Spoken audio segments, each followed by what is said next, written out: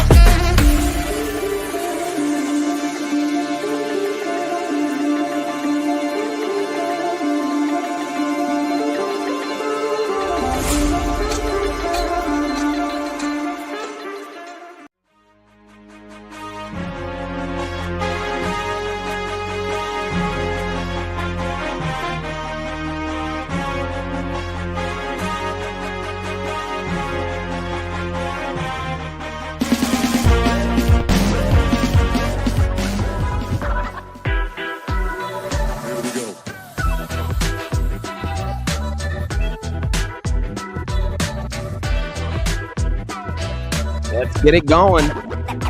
Let's get started.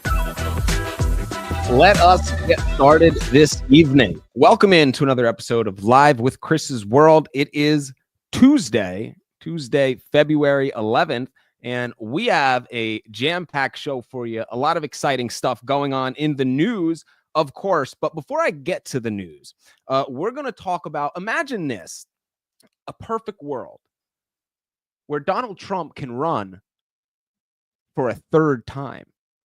Well, it's not totally out of the question. It actually can happen. And I have two gentlemen joining me tonight, Mark Evano and Shane Trejo. And we're going to talk a little bit about that. They come from Republicans for National Review. Mark is the executive director. And we're going to talk a little bit about that. What is it going to take for something like that to happen? And, is it actually possible? I think it is. Of course, there are a number of things. It has to get ratified in the House, in the Senate, and I believe 38 states have to vote on it as well, 3/4 of the states. But we'll talk about all those details with these gentlemen. They certainly know much more than I do. I just have some questions because what an awesome thing it would be if we can get that done. So we'll talk about that. After Mark and Shane, we'll get into some of the headlines today. Anna Paulina Luna, she'll be leading oversight on the declassification of federal secrets. This, of course, includes JFK, Martin Luther King, 9/11, the Epstein client list, and some other really big things. The people are owed answers, and hopefully this committee could do something about it. FEMA, the CFO, has been fired. Some other employees have been fired as well. Trump would actually like to terminate the whole thing. I would actually like to see it terminated as well. For those of you that still watch Fox News, I am somebody who keeps it on in the background. As I was doing some show prep, Ron DeSantis was just on with Laura Ingraham, and Ron DeSantis said, hey, look, we don't need FEMA in this state. He said, if for 75 cents on the dollar for what the funding that FEMA gets, if that money was given directly to the state, Ron DeSantis talked about how much more effective the state would be. So you got to look at things like that. And the teams that are assembled within the state, they know their state, they know how to do the job. And then next thing you know, you got FEMA coming in. They know nothing about the area, and it creates conflict. They try to regulate, and you see what's happening in California, and you can bark up that same tree. Doge, there is some downsizing happening. Elon Musk was with Donald Trump in the Oval Office today. We've got some highlights from that. And the Middle East ceasefire could potentially end on Saturday if every single hostage isn't let go by Hamas. So we'll talk about that as well. The Jordan King joining Trump today at the White House. So we'll take a look at that conversation they had too. So big show. Thank you for joining, liking, reposting.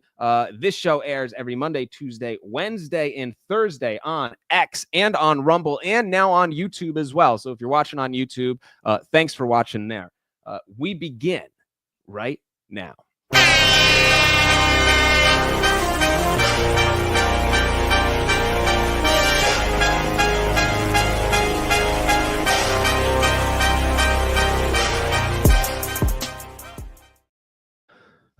The third term, is it possible? Could Donald Trump actually run for a third time? Now, of course, we would need to amend the 22nd Amendment, but Congressman Andy Ogles out of Tennessee's 5th Congressional District actually has this bill proposed. So we will talk a little bit about this with our guests, Mark Ivanyo and Shane Trejo. We're going to bring them in here right now.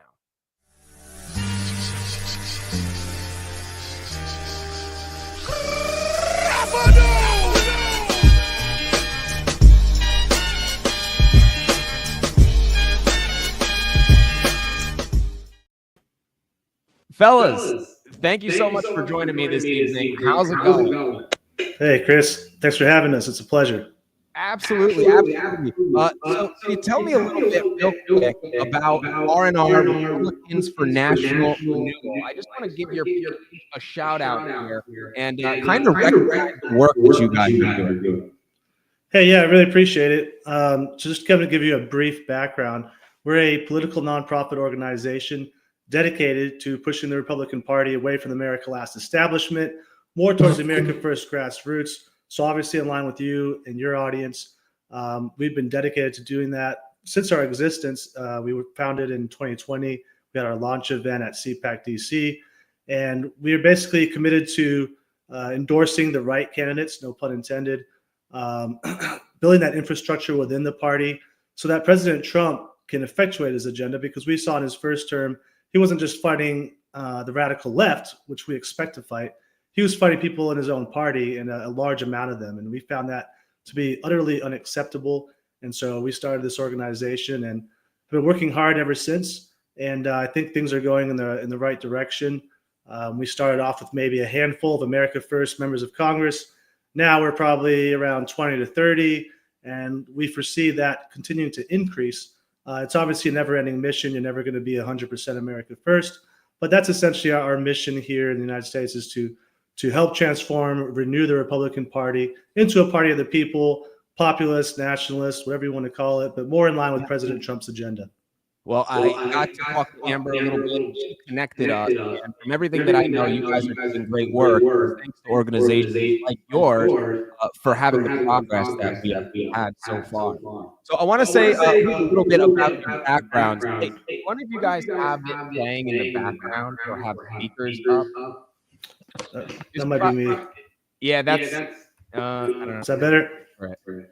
I can still hear it quite a bit, but that's actually better. That's a little bit better. So Mark is a Houston-based attorney and a founding member of Republicans for National Renewal, serving as the organization's executive director. He oversees R&R's day-to-day activities on both a national and international level. Mark has hosted multiple R&R events at CPAC in 2020 and in 2021, as well as several online events. He has represented R&R on panels, radio shows, podcasts, offering informed perspectives on the populist America First movement. And Shane is a grassroots director of Republicans for National Renewal and a founding member of the organization as well. He also serves as executive director of the Grand Party PAC and previously chaired the Michigan 11th Congressional District Republican Committee from 2021 to 2023. So these guys know what they're talking about. I kind of want to give you a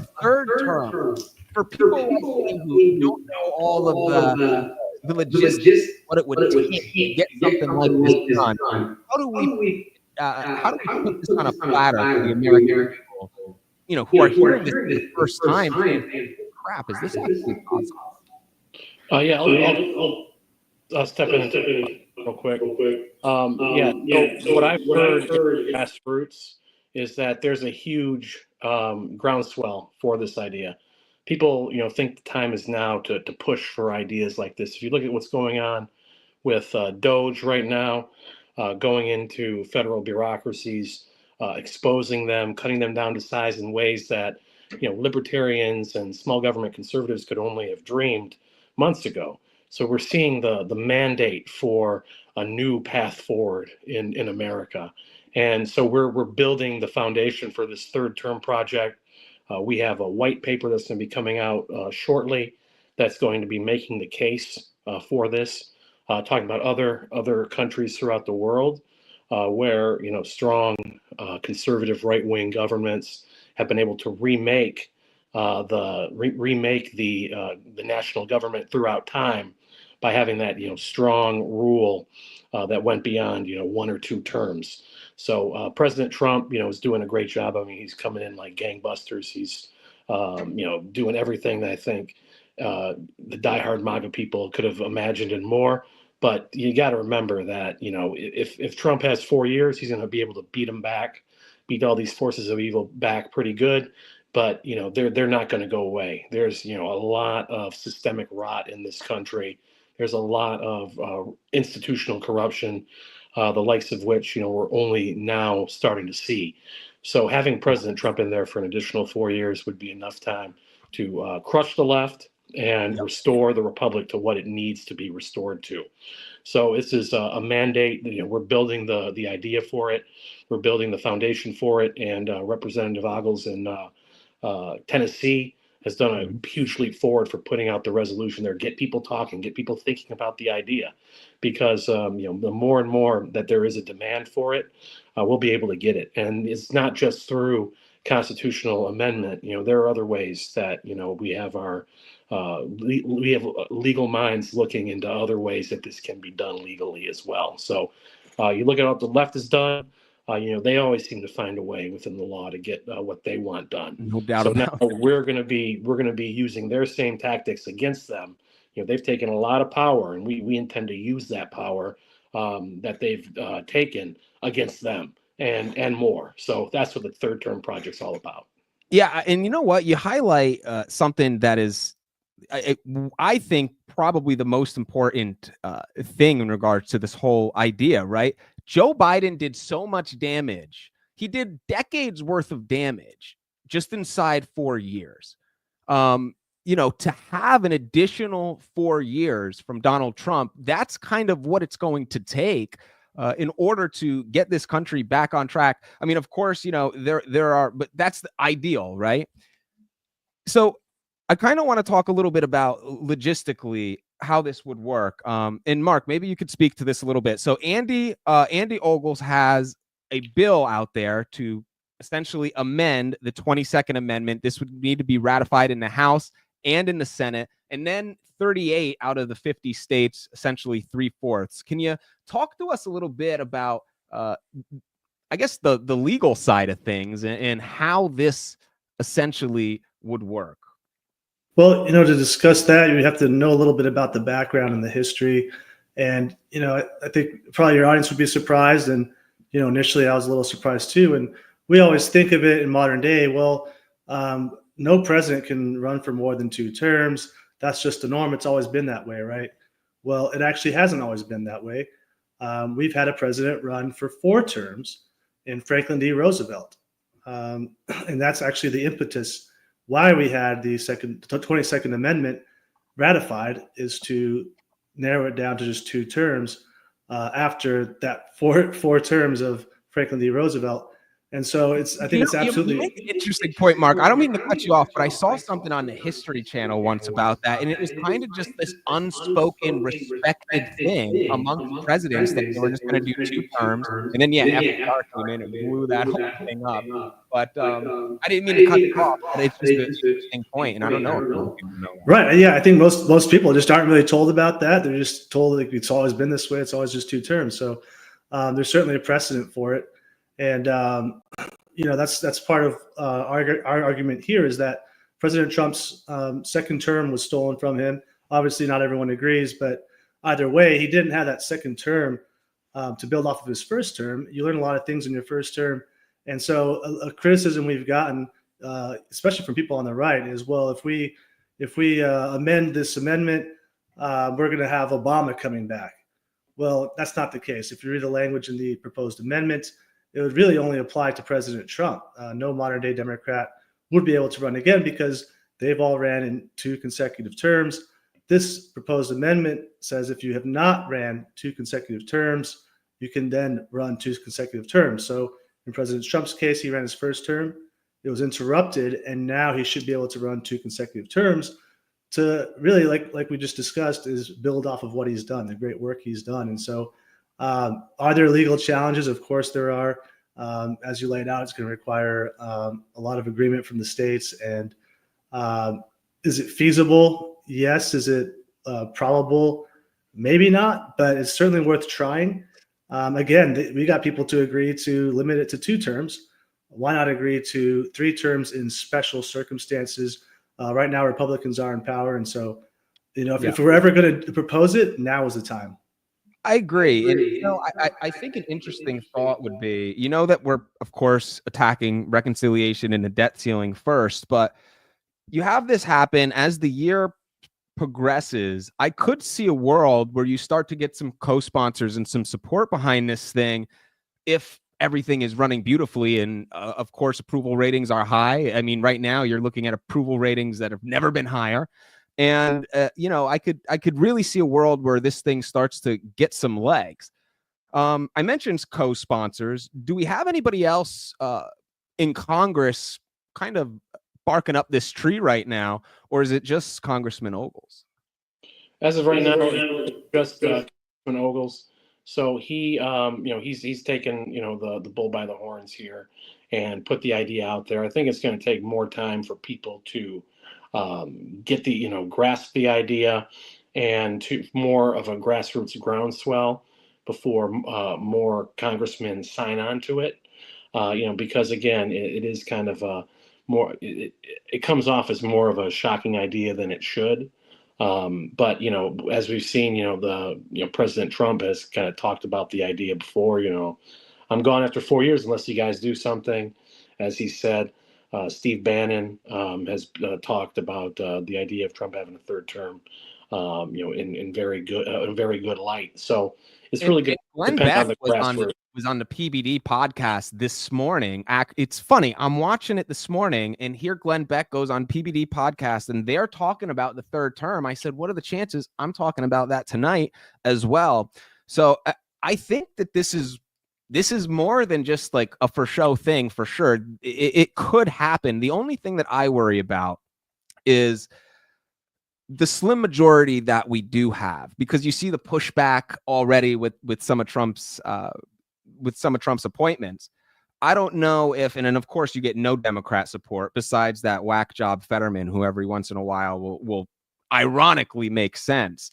But is that really kind of the meat and potatoes of the whole thing? Can we get the support in Congress to make something like this come to life? Well, it's going to take the activism of the grassroots. I think President Trump has been very good about listening to the grassroots. He's made some decisions, and people push back, and then he's changed his tune. So we're definitely not going to gain any traction without the people. And so I think that's where we're going to start. We'll be at CPAC DC promoting it. We're going to have a press conference. And once we can get the support of the regular American activist, Republican, conservative, then we can start pushing it upwards. But if we don't have that, I think it's going to fall null and void at the beginning. And Mark, to your point, that to me, in my opinion, that's the most sensible way to go about it, right? Because Trump can't really come out and say, "Hey, I'm going for 3," right? It needs to start outside of the White House and kind of be like, "Hey, you know what? The people want it. I'm going to go ahead and I'm going to do this thing." So you mentioned grassroots. The website is delegatesfortrump.com, correct? Yes. Okay, so let me pull that up here. Can you guys walk us through the website and just how can we get involved as everyday people? A lot of people that watch this show are watching us live on X right now. I do a lot of X spaces, parents who might not have a lot of time on their hands, maybe not a lot of money on their hands, but they want to do stuff. They want to support. They want to repost information that is valuable and truthful and participate in something bigger than themselves and saving America. So we have that type of audience watching. So with that being said, what can we do to point them in the right direction? And I'll pull up the website here as well. Yeah, go to delegates number 4 Trump.com. We have, a quote from the representative there about why he put forward the amendment to the Constitution that would give Trump a third term. Then we have a sign-up form there that's going to keep you up to date about everything that's going on and how to push back, how to push your lawmaker and twist their arm, make sure that they know that they need to be sponsoring this measure and they need to be supporting it. So we're collecting information to organize people as much as possible. We have the full resolution by Representative Ogles there too, and then we have some additional arguments from constitutional and legal scholars available on the website. We'll be adding more to the website in the days to come. We'll be adding a white paper that really lays out the academic basis for why the third term project is necessary. So check us out at delegates number 4 Trump.com. It's a coalition. Republicans for National Renewal is a part of the coalition. Other groups will be joining. We'll be announcing their arrival in the coalition in the days to come. So we're going to have a lot more information, a lot more updates available as we build the momentum behind the third term project. This is awesome stuff, guys. It really is. So here's my $1 million question, and I'll start to kind of land my plane here. I know it's got to be on everybody's mind, because when you first hear of this is kind of what follows. Does he want to? What do we know about his mindset? Now, I don't know Donald Trump personally, but he's, my president, and knowing what I do know, I feel like his response would say, if the country needs it, I'm doing what the country needs. But that's me speculating. Do we have any insight in regards to Trump's mindset on all this? Well, he's talked about it several times in, joking maybe, but maybe not joking kind of way of, maybe I'll have a third term. Maybe the people will, change some things and allow me to have a third term. So I think if the third term project is successful and the Constitution is amended, or if, other legal remedies are exercised, that open the pathway for President Trump to run for a third term, I think that he definitely would. I think that he, understands the importance of, his personality and his leadership style being in charge for as long as possible. So I don't think that would be a problem. I don't think Trump would say no thanks. Again, I'm not, in touch with the president or anything like that. But based on, statements he's made and attitudes he's expressed, I definitely think he would step up to the plate and take a historic third term to save our country. I do too, especially if the people of America are behind it. Mark, your closing thoughts on this whole thing, and any additional information that you think the people should know, and any advice for grassroots. Well, to add on to what Shane said, President Trump has certainly, half joked about a third term, but I think if it was presented, he certainly would take it. To address any criticism about that, people will say, actually, even before this term, people have said, oh, President Trump's getting older. Do we really want someone that old in the office? Look at Joe Biden. But I mean, you also see people commenting like, wow, President Trump has more energy than me, and I'm 26 years old. He's sharp as a tack. I think as long as his faculties are intact, he could certainly run it for a third term or even a fourth term. And, if they want to make a compromise and say, well, if he's going to run for a third term, he needs to take a cognitive test. We're all for that. Sure. Why not? We know he'd pass with flying colors. Yeah, 100%. So, it's not an hole-in-ones on the golf course. Right. Yeah. Just watch him on the golf course. Exactly. So, right. But yeah, I would encourage the grassroots, people who want to stay active, who want to make a difference, who support the third term, go to the delegates number 4 Trump.com, sign up. If you're going to be at CPAC DC, shoot us a message. Look out for details about our press conference. We'll be happy. We appreciate all the support we can get, and I think we could really have something going here as long as we can get the grassroots behind us. And so we appreciate it, and thank you all for tuning in and listening. Yeah, man, 100%. I want to support as much as I can. So, guys, make sure that you are following. Let me go back over to Twitter here real quick. Just give me 1 second. Let me bring this back up. I'm going to because I want to make sure I get everybody to see your profile here. So, Mark, here's your profile. Shane, I found Mark's because it was easily tagged on the R&R website. But guys, make sure that you are following Mark. Shane, do you have a Twitter as well? Yeah, delegates #4 Trump is my Twitter handle.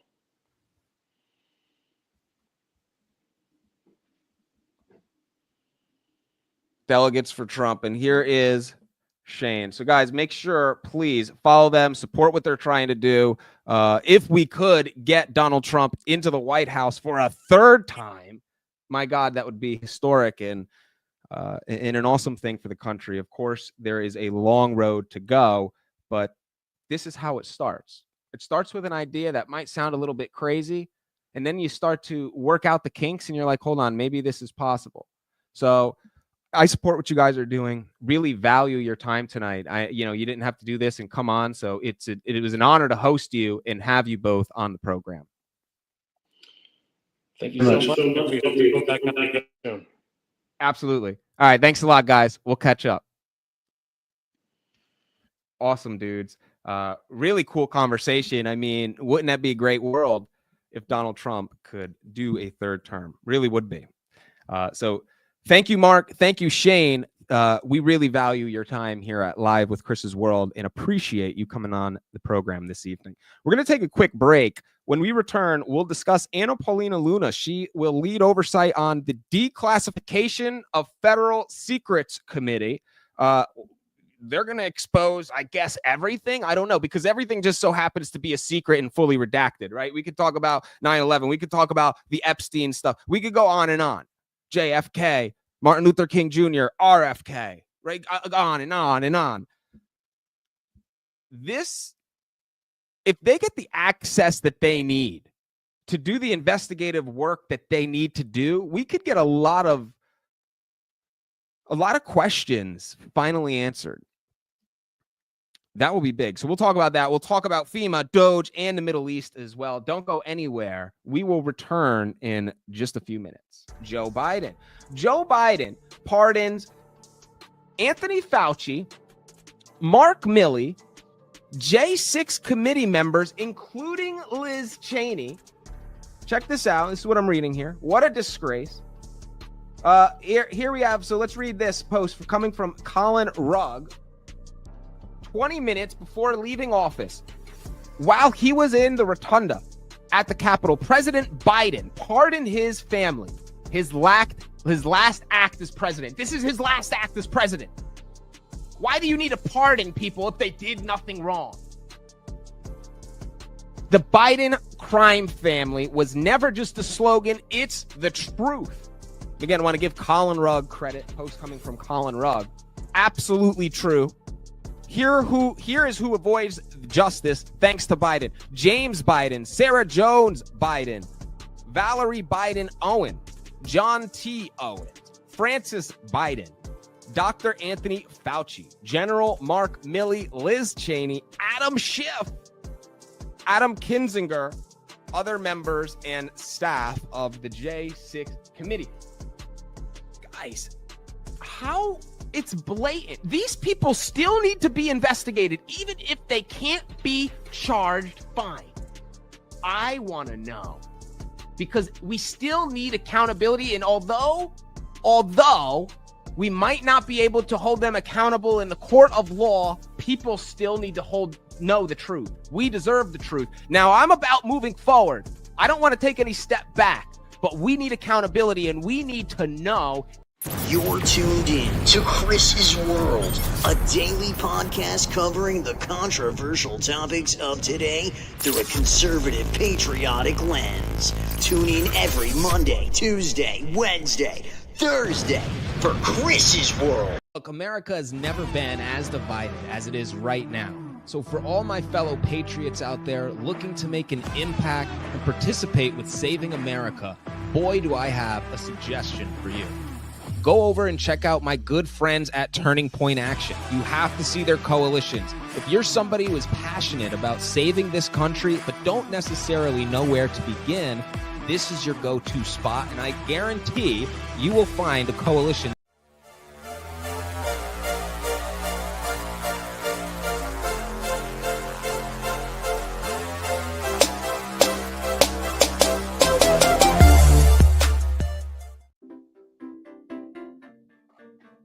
We clawed, we chained our hearts in vain. We jumped, never asking why. We kissed, I fell under your spell of love. No one could deny. Don't you ever say I just walked away. I will always want you. I can't live a lie, running for my life. I will always want you. I came in like a wrecking ball. I never hit so hard in love. All I wanted was to break your walls. All you ever did was wreck me. Yeah, you wrecked me. I put you high up in the sky, and now you're not coming down. It slowly turned, you let me burn, and now we're ashes on the ground. Don't you ever say I just walked away. I will always want you. I can't live a lie, running for my life. I will always want you. I came in like a wrecking ball. I never hit so hard in love. All I wanted was to break your walls.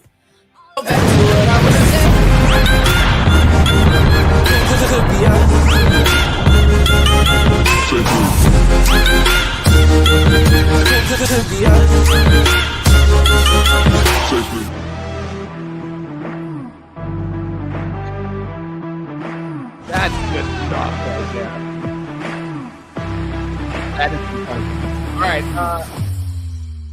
Thank you, everybody, for tuning in. We are back. We are back on the air. So we just got done talking with Mark and Shane from Republicans for National Renewal, and we discussed the third term project and exactly what that will look like. So if you missed that and you're interested in that and you're watching live right now, rewind a little bit. You could check out that conversation. Really good stuff. But let's talk about some of the additional headlines that we have today.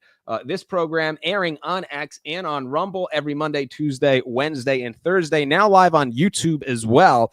So please, thank you for liking, following, sharing. Would appreciate it if you send this to anybody that you know who enjoys America First content and current events. That is what we do here. Anna Paulina Luna will lead oversight on declassification of federal secrets. A new committee coming out. This should be really good stuff. So let's look into this a little bit more and see what we're working with here. So this post coming from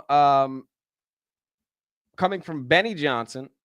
So Benny Johnson, Anna Paulina Luna announces she will lead the House Oversight Task Force on So this is a task force, not a committee. Excuse me. Let me be clear about that. Declassification of federal secrets, conducting investigations into the following: assassinations of JFK, RFK, Martin Luther King, unidentified aerial phenomenons, unidentified submerged objects, the Epstein list, origins of COVID-19, and the 9/11 files. So let's hear what Miss Luna has to say. With the stroke of a pen, he committed to declassifying the files concerning the assassinations of President John F. Kennedy, Robert F. Kennedy, and Dr. Martin Luther King Jr. A decision not just monumental, but pivotal. It is with profound honor that I have been entrusted by Speaker Mike Johnson and Chairman James Comer to lead the House Oversight Task Force on declassification of federal secrets. Together with the help of the White House, our intelligence allies, the Department of Defense, the Department of Justice, we will be conducting investigations into the following: the assassinations of JFK, RFK, and Dr. Martin Luther King, unidentified aerial phenomena, also known as UAPs, unidentified submerged objects, also known as USOs, the Epstein client list, the origins of COVID-19, and the 9/11 files. This task force will be a beacon of bipartisanship. On the Republican side, Representatives Burchett, Boebert, Burleson, Crane, Gill, and Mace will be joining me, although I'd like to note that I'm expanding this to the entire governing body and will be allowing certain members to waive on. Our first hearing is set for March. The date will be announced soon, and we've already initiated close to a dozen communications with various agencies, to include Pam Bondi at the Department of Justice and the Secretary of State. This will no longer be a task force that makes bold promises only to fade into irrelevance or send strongly worded letters. This will be a relentless pursuit of truth and transparency, and we will not stop until the American people have the answers they deserve. We will cut through the bureaucracy, challenge the stonewalling, and ensure that the American people finally get the truth that they have been denied for too long. If we are to endure and thrive as a nation, we must restore trust through transparency. So don't you love what she's saying? Everything that she's saying there, you've got to love it. This country is not going to be a country if there isn't transparency and integrity in the powers that be. It's the same thing with the election, right? Like, we have a serious issue with the election, with the electoral process in this country. You could look at states. Every state Kamala Harris won, they don't have a need for ID when you vote. Funny how that works, right? With Donald Trump, we made it so big they couldn't rig it. But that's Donald Trump. It wouldn't have been that way if it was anybody else. So she was asked the question about what would be really their initial investigation. Where are they going to start with all this? And Anna Paulina Luna says they're going to start with JFK. Now, she also mentioned something that was pretty shocking to me. I was not expecting her to say this, but she said she believes there was 2 shooters from everything that she understands and everything that she knows. So let's play this clip, because this is pretty wild stuff coming from her. What's your priority list? Because Epstein, 9/11. Our first investigation will be announced, but it's going to be covering on a thorough investigation into the John F. Kennedy assassination. And I can tell you, based on what I've been seeing so far, the initial hearing that was actually held here in Congress was actually faulty in the single bullet theory. I believe that there were 2 shooters, and we should be finding more information as we are able to gain access into the SCIF, hopefully before the files are actually. Now, what you got to hope for is with the SCIFs, the classified environments where the congressional representatives can get classified information. The issue is the level of redaction that our congressional representatives get, even in these SCIFs. You can't have a situation where they're reading material that is heavily redacted, because black bars on a piece of paper isn't going to shed light on anything. And it's rather insulting as well. So really big stuff coming from Anna Paulina Luna. Love to see this. And can't wait to see what comes out of this task force first. I mean, it's been, 60-something years since JFK was assassinated? What are we talking about here? There's nobody that was serving in government at that time that is still alive today. The people deserve an answer. The issue is this, right? This is really the big issue with everything. If the American people find out, oh, JFK was a lie, then they find out, oh, 9/11, we weren't told everything about 9/11. Oh, well, then what comes next is this. Well, what about the moon landing? Was the moon landing real? Because you've lied about everything else. So now we have to pretty much re-question every huge event in the history of our country. So that's what the left is scared of. The truth about that is perhaps every significant event in the history of our country should be looked at again. Because everything that we know about significant events doesn't seem to be fully transparent. There always seems to be more, right? Trump lifts the declassification of all these JFK files, and then we find out, oh, there's 2,400 more. There's always more. This isn't any fault to Trump's. This is leadership within the FBI, CIA.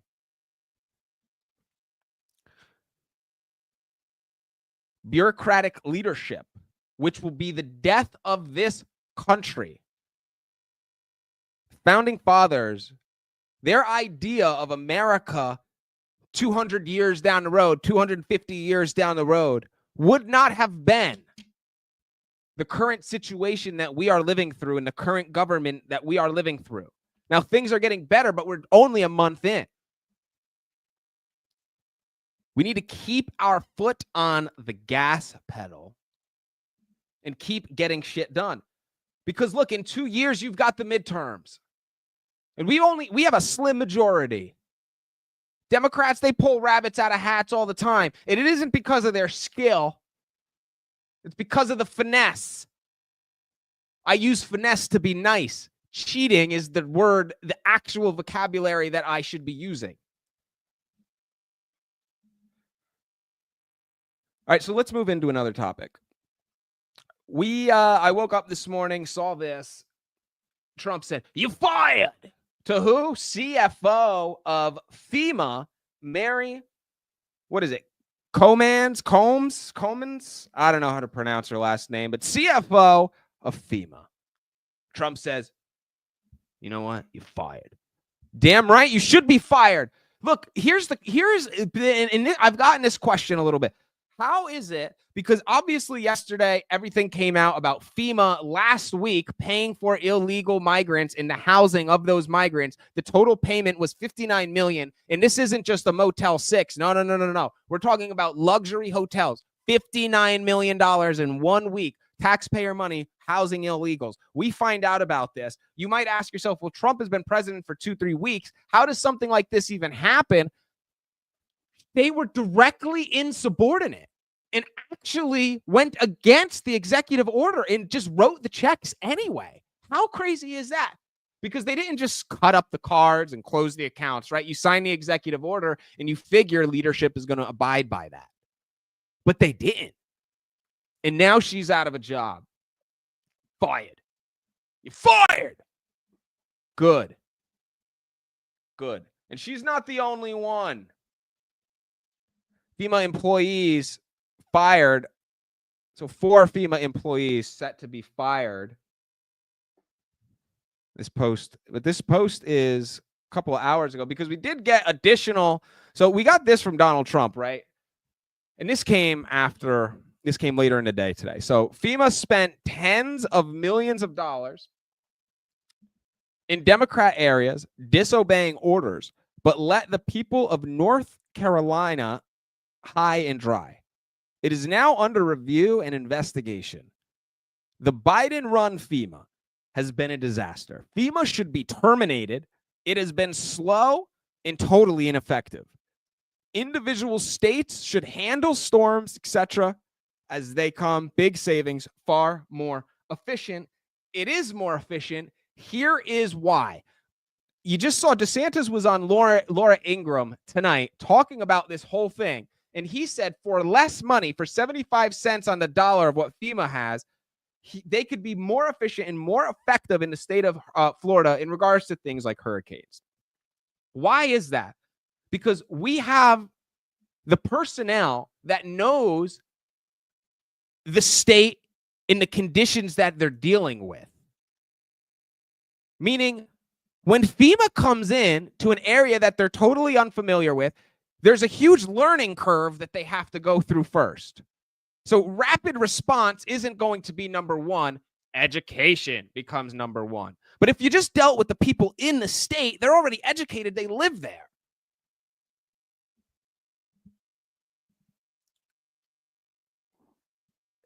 And you've seen this with California and these fires. FEMA comes in, they put up the red tape. Regulate. I challenge anybody to show me a situation where FEMA has been helpful outside of housing illegals. Look, it's going to end up getting terminated, and rightfully so. Rightfully so. Let the states handle the issues. You give the states federal funding, and you handle that issue. But you don't have FEMA, some crazy bureaucratic agency, come in and start pointing fingers. That's not going to work. And it hasn't worked. It has not worked. It hasn't proven to be fruitful ever. Show me something. Show me something.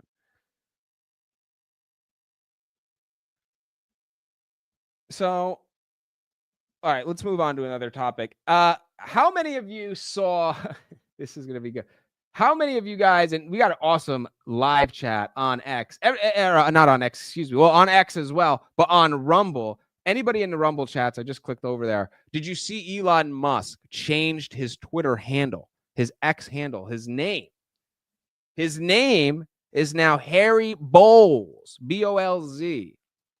I'm not kidding. Check this out.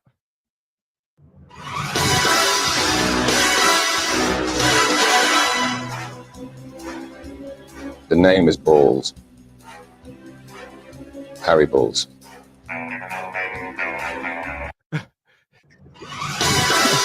All right, watch this. Dana Bash. Musk, who now the disruptor in chief, Elon Musk, who apparently has adopted the alias, at least he changed his social media handle to Harry Balls, tweeted this morning, "Democracy in America is being destroyed by judicial coup. An activist judge is not a real judge." And as it's so funny. It's just liberals, liberal media, Democrat take everything so seriously. They don't know how to joke. And they're not in charge anymore. So instead of asking, why don't you understand this? Why aren't you getting our humor? Why don't we just point the finger and laugh now? Because there's way more of us than there are of them. You don't get the comedy? Too bad. I mean, we live in a world that has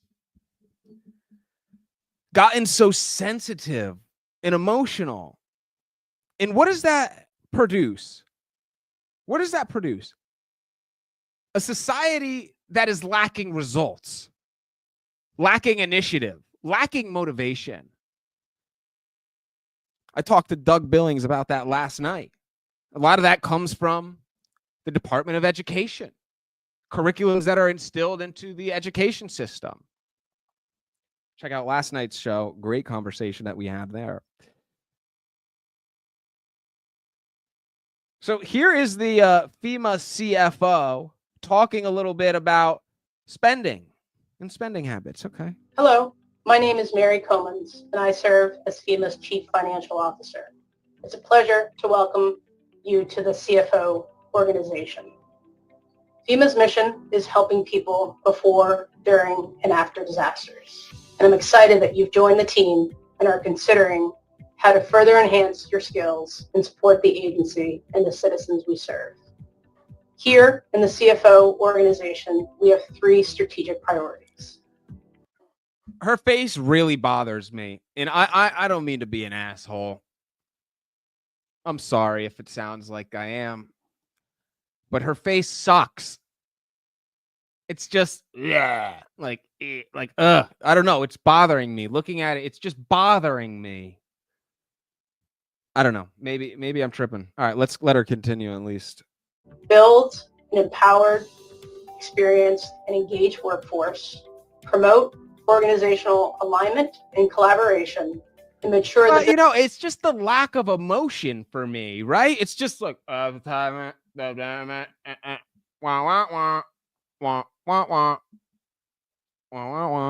business processes across the agency. Our job is to ensure the best use of the resources entrusted to us. And every one of you has an important part in that job. I want to emphasize the importance of our mission and the part you play in it. We support our employees' growth and encourage our team to further enhance their... Whatever, she's fired. FEMA sucks. And we're going to see that thing terminated. Let's move on to the next topic that we have here. Doge, government downsizing. Eliminating waste, fraud, and abuse from the federal government is a net positive for every single American in this country. Libertarian, independent, Republican, or Democrat, doesn't matter. Eliminating waste, fraud, and abuse is a bipartisan issue. It should be. And we should all go hip, hip, hooray when we accomplish that mission. But we are not seeing that right now. You're not seeing that out of the left. No, Democrats are so blinded by party loyalty that they can't see what's right in front of them.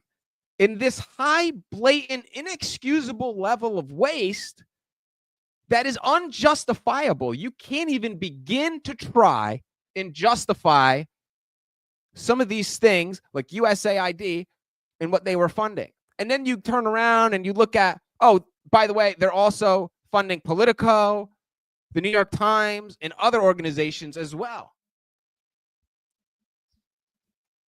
We have $37 trillion of debt in this country. And what we spend annually on interest surpasses our budget for defense. How else are we going to fix that? Because on the same token, you've got a whole bunch of people on the left who want to get up and scream in regards to climate change. They want to tell you about preserving the climate for future generations. But then they'll turn around and propose legislation or vote incorrectly on issues that fuck us monetarily.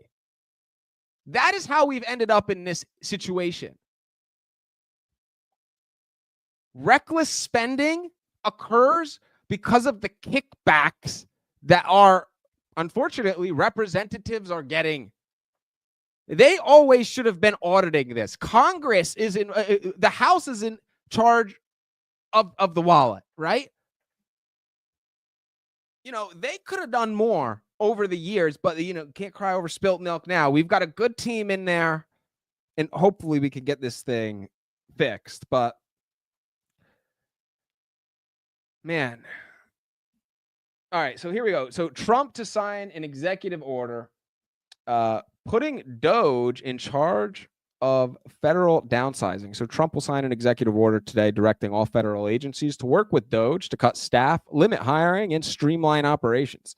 This move is expected to significantly shrink the federal workforce as Doge leads the charge to eliminate waste, reduce bureaucracy, and overhaul government efficiency. Yeah, this is what the people voted for. And then you have leftists as well who get up there and they bitch about Elon Musk as if Elon Musk wasn't standing next to Donald Trump for the better part of 3 months, as the last 3 months of that campaign. We knew Elon Musk was going to be a significant voice in this president's ear. We like that he is. But they act as if like, oh, you didn't vote for Elon Musk. Well, of course, Elon Musk isn't the president, but we voted for Donald Trump knowing Elon Musk was going to be a part of this team. So don't act like we didn't know. There's no fast one that was polled here. We knew.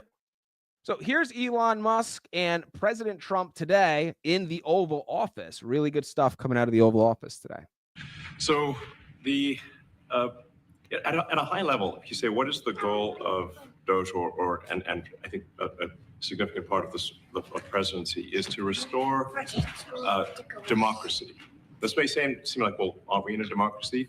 Well, if you don't have a feedback loop, FAX, we'd have to, if you sorry. So, tell you gravitas can be difficult sometimes. If there's not a good feedback loop from the people to the government, and if you have rule of the bureaucrat, or if the bureaucracy is in charge, and then what meaning does democracy actually have?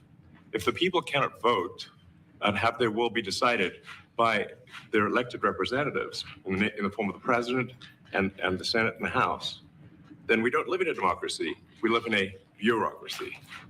So it's incredibly important that we close that feedback loop, we fix that feedback loop, and that the public's elected representatives, the president, the House, and the Senate, decide what happens, as opposed to a large unelected bureaucracy. This is not to say that there are good people who are in the federal bureaucracy, but you can't have an autonomous federal bureaucracy. You have to have one that's responsive to the people. That's the whole point of a democracy. And if you looked at this, if you asked looked at the founders today and said, what do you think of the way things have turned out? Well, we have this unelected, fourth unconstitutional branch of government, which is the bureaucracy, which has, in a lot of ways, currently more power than any elected representative. And this is not something that people want, and it does not match the will of people. So it's just something we've got to fix. And then we've also got to address the deficit. So we've got a $2 trillion deficit. And if we don't do something about this deficit, the country's going bankrupt. I mean, it's really astounding that. Think about that. Did you just hear him? You want to address climate change? Hundreds of years in the future. This country's about to go bankrupt. And you're worried about the fucking clouds in the sky? The interest payments alone on the national debt exceed the Defense Department budget, which is shocking because we spend a lot of money on defense. But if that just keeps going, we're essentially going to bankrupt the country. So what I really want to say is, like, it's not optional for us to reduce the federal expenses. It's essential. It's essential for America to remain solvent as a country, and it's essential for America to have the resources necessary to provide things to its citizens and not simply be servicing vast amounts of debt. Wow. So it's a crazy thing. The bureaucratic leadership, middle management within some of these agencies believe that they've hid information from even their leadership for years. Because administrations, they come in and they come out, presidential administrations, but the middle management always remains. That is where the toxicity resides in this country. And we're getting to it. We're attacking it head on. Something else that Elon Musk mentioned in the Oval Office today. And if you watch this show airs live on X, Rumble, and now YouTube every night at 8 p.m. Eastern Standard Time, Monday through Thursday. Thanks for being here. But if you watch this show, I talk about this all the time. Why are congressional representatives allowed to actively trade stocks? They vote on legislation that will affect markets. Like, obviously, this is insider trade. If this isn't insider trading, then we need to redefine what insider trading is. So here is Elon Musk talking about how do we have individuals in our government that make, I don't know, $100,000, $200,000 a year, but they have net worths upwards of $10 million. Because if they're just, that good of a day trader or an investor, they need to write a book. They'll sell millions of copies. How to be the most profitable investor trader of all time. Here's Elon talking about this. Right. Well, we do find it sort of rather odd that there are quite a few people in the bureaucracy who have ostensibly a salary of a few $100,000, but somehow manage to accrue tens of millions of dollars in net worth while they are in that position, which is, what happened to USAID. We're just curious as to where it came from. Maybe they're very good at investing, in which case we should take their investment advice, perhaps. Hold on a second, right? And the left is going to come at Elon so hard for saying that. We're just curious. Look, we're just curious where the money's coming from. That's all. We just want to know. And they might be kick-ass investors. That's fine. And we'll just take investment advice from them. And there's your explanation. It's no big deal. It's no big deal. If you're a kick-ass trader, an investor, and you're just, you got the eye for the stock, no problem. We'll accept it and we'll move on. But we need to know. Because the facts are you're not a kick-ass trader, you're not a kick-ass investor, and you're making money off the taxpayers' back. That's the facts. And that is why they get mad. You can always judge the level of effectiveness of what we're doing as a movement based upon evaluating their response. If they're really freaking out about something, it hits home. Let's finish this video here. But there seems to be mysteriously they get wealthy. We don't know why. Where does it come from? And I think the reality is that they're getting wealthy at taxpayer expense. That's the honest truth of it. So we're looking at we just right. Well, good. Eliminate waste, eliminate fraud, eliminate abuse. Do it at all costs. This is our primary focus. I'm on board with that being the primary focus. Right now, over the whole term, I don't care. But we need to do that. This is washing out the establishment, the deep state. Because really what we're talking about when we use those terms is middle management bureaucracy. So, all right, I'm going to save the last topic for tomorrow night. We've been live for over our typical hour show. So I'm going to get ready to sign off here, and we'll talk about the Middle East a little bit more tomorrow. Oh, crap. I'm sorry. Tomorrow night, I'll be celebrating Valentine's Day with Ken's, so I will not be live. But I will be back on Thursday night. On Thursday night, I will be back. I will be live. And we will have a kick-ass show. But for everybody watching, there will not be a show tomorrow night. There will not be a show tomorrow night. All right. Thank you all for being here. This program airing on X, Rumble, now YouTube as well at 8 p.m. Eastern Standard Time, Monday through Thursday.